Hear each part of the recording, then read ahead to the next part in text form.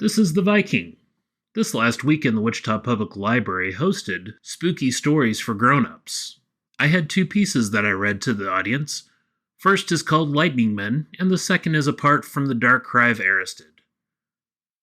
So for Halloween, a couple very special quick episodes. Enjoy. My name is William Bryan Johnson, and this is The Lightning Men. This is based on a true story. I'm scared. I'm young, about 10 years old, and it's thundering outside, and the thunder is crawling, getting closer. The seconds between light and thunder disappear. I'm trying to watch Buck Rogers, but the weatherman keeps interrupting. He's announcing a tornado threat, which puts me even more on edge. A couple years ago, the campsite we were at was almost hit, and I looked at that monster as it passed in the distance. I don't want to hear Jim O'Donnell or the weather bell that our TV station uses to tell me another one's here. Suddenly, everything outside turns bright white, followed by a weird crackle whistle like something's incoming, growing louder as the atmosphere literally explodes. The thunder strikes and rattles the house and windows. Then everything goes black. My dad goes from reclining and half asleep in his chair to standing at the window, looking out. I can see him in the lightning. That hit the church, he says. Come on. With typical Kansan wanderlust, we walk outside to see where the lightning struck. We're plainspeople.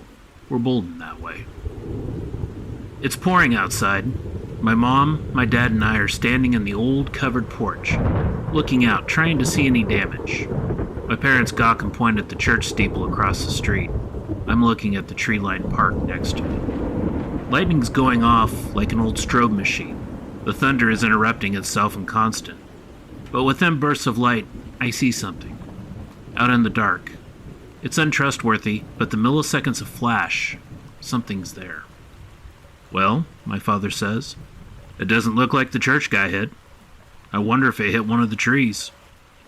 Lightning flashes further away, but for a brief second about 100 yards from the house, someone is standing there behind the trees. A person in a dark coat and glasses, staring back at us. Dad, I ask? Yeah. There's someone out there in the park. I point to the tree. He squints into the rain-soaked darkness, and I hope for another flash of lightning. Then the power comes on. The church and our house's floodlights blast on along with the streetlight struggling to come back. We're blinded for a moment. There's light and sound everywhere. Mom runs in to call my aunt. I'm scanning every tree that's in the park. The church floodlights shut off, and ours follows. Lightning flash. Dad, there!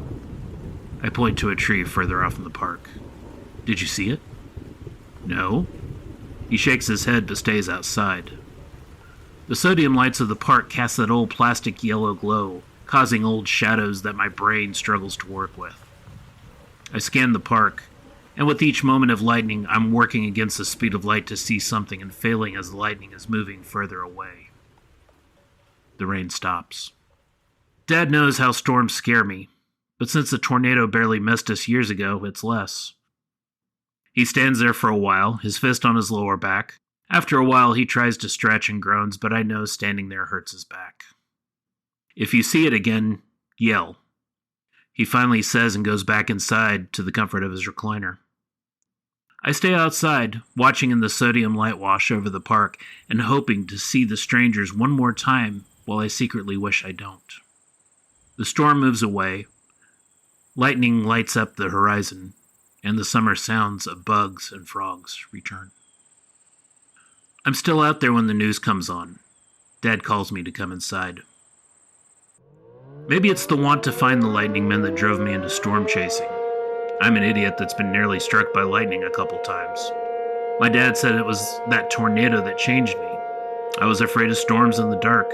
I got a lot of both that night, and he thinks it overloaded me. He thinks that something popped in my brain, like a bad circuit. I never saw the lightning men again. My fear of storms changed and became an obsession as I chased him, much to my father's dislike. Decades later, I find myself at the hospital with my mother. She has terminal lung cancer and her time is nearing an end. She's sick and hallucinating. She's watching things on the wall as I talk to her. I try to bring up memories and take her impending sense of waiting away. She laughs but says little. And when she does, not much makes sense. She raises in the bed and looks at me in an odd moment of clarity. Remember the time, she says, between puffs of oxygen? We were on the porch, and you saw those men in the trees? Yes, I reply. They wore long coats. You couldn't see their eyes. Yeah, I think they had sunglasses. They weren't wearing sunglasses. She coughs and waits for a minute to catch her breath. I want her to clarify.